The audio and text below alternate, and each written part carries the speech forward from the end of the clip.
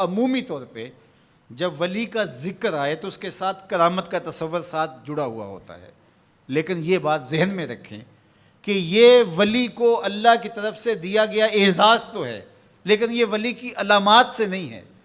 یعنی ولی کے لیے جو شرطیں ہیں، جو نصاب ہے، وہ ایمان اور تقوی ہے۔ اگر کسی کے اندر یہ دو خوبیاں پائی جائیں اور وہ کمال درجے کی موجود ہوں، لیکن کرامت آپ تک نہ پہنچے یا ظہوری نہ ہو ساری زندگی، تو اس کے ولی ہونے میں شک نہیں ہے۔ اور ایک شخص کے اندر آپ کرامت دیکھیں لیکن یہ دو خوبیاں نہ پائی جائیں تو اس کو ہم کرامت ہی قرار نہیں دے سکتے، وہ استدراج ہوگا۔ ہر وہ خرق عادت امر جو بغیر کسی شخص سے ظاہر ہو اور ہو خرق عادت، ما فوق الفطرت چیز ہو، تو اس کو قدرت الہیہ کہیں گے۔ اور اگر وہ نبی کے ہاتھوں سے اعلان نبوت سے پہلے صادر ہو جائے تو اسے ارہاس کہا جاتا ہے۔ اعلان نبوت کے بعد ظاہر ہو تو اسے معجزہ کہا جاتا ہے، اور وہی چیز کسی ولی کے ہاتھ سے ظاہر ہو تو اسے کرامت کہا جاتا ہے۔ اور اگر کسی عام بندہ مومن کے ہاتھوں سے ظہور پذیر ہو تو اسے معونت کہا جاتا ہے۔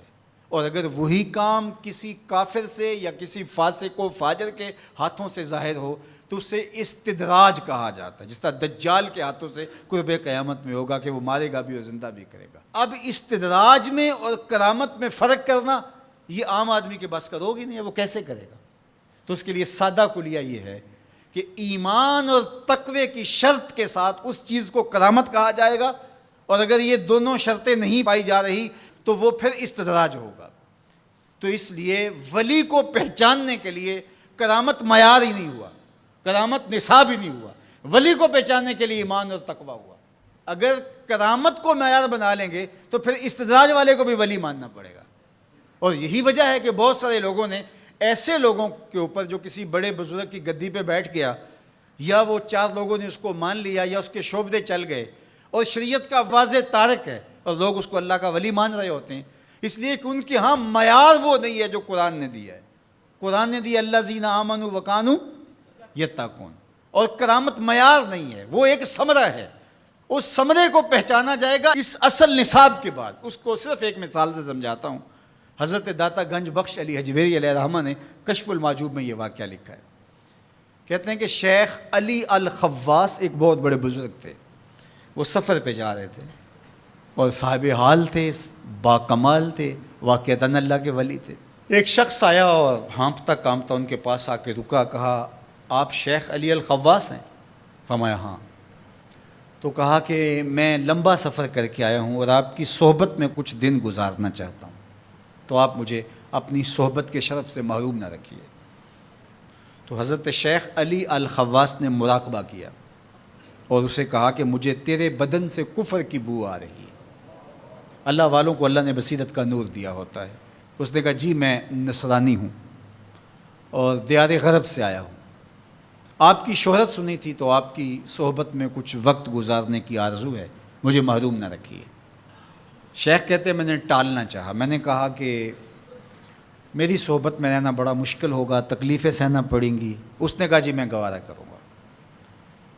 فرمایا ٹھیک ہے۔ کہا کہ میں چلتا گیا اور وہ بھی میرے ساتھ تھا۔ 8 دن گزر گئے، کبھی کھانا ملتا، کبھی 2 لقمے لے لیتے، کبھی پانی پی کے گزر اوقات ہوتی، کبھی گھاس کھا لیتے۔ ایک دن اس کا وجود کپ کپا رہا تھا بھوک کی شدت کی وجہ سے۔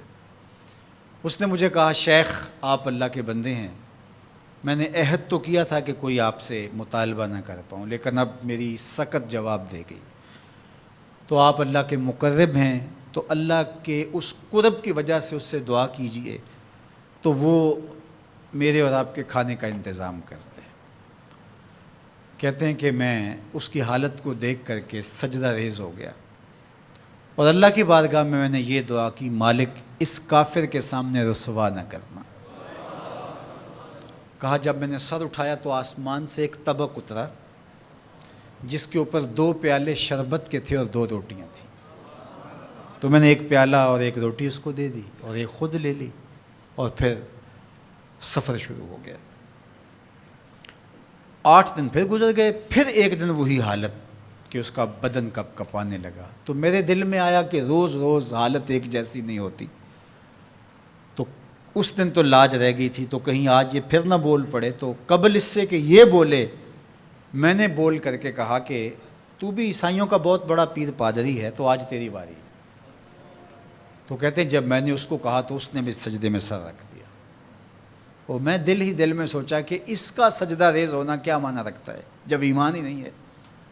تھوڑی دیر کے بعد جب اس نے سر اٹھایا تو آسمان سے بھی طبق اترا، جس پر 4 پیالے شربت کے اور 4 روٹیاں تھیں۔ اس نے 2 روٹیاں اور 2 پیالے میری طرف بڑھائے، اور 2 پیالے اور 2 روٹیاں اپنی طرف کر لیں، اور کہا کہ کل یا شیخ کھائیے۔ میں نے کہا میں نہیں کھاؤں گا، اس لیے کہ کرامت ہو نہیں سکتی، اور استدراج کا کھانا جو ہے وہ میں کھا نہیں سکتا، چونکہ تم کافر ہو تو میں استدراج کا کھانا کھاؤں تو یہ نہیں ہو سکتا۔ تو اس نے کہا کل یا شیخ، شیخ کھائیے اور میری طرف سے 2 مبارکیں وصول کیجیے۔ میں حیران ہوا، نے کہا کیا مبارکیں؟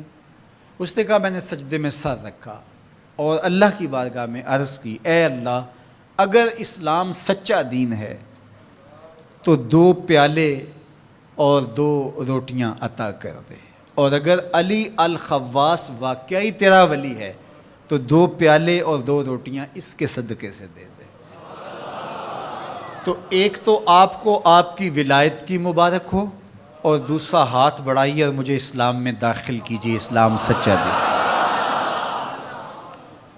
تو شیخ علی الخواص کے اس واقعہ کو ذکر کرنے کے بعد داتا گنج بخش علی حجویری فرماتے ہیں کہ علی الخواص جیسا شخص بھی یہاں پریشان ہو جائے کہ خدایا یہ استدراج ہے یا کرامت، تو کہا پھر عام آدمی کیسے فیصلہ کر سکتا ہے کہ یہ استدراج ہے یا کرامت؟ تو کہا کہ اس کو یہی دیکھنا پڑے گا ایمان اور تقوی ہے کہ نہیں۔ تو ایمان اور تقوی یہ علامت ہے کسی کے ولی ہونے کی۔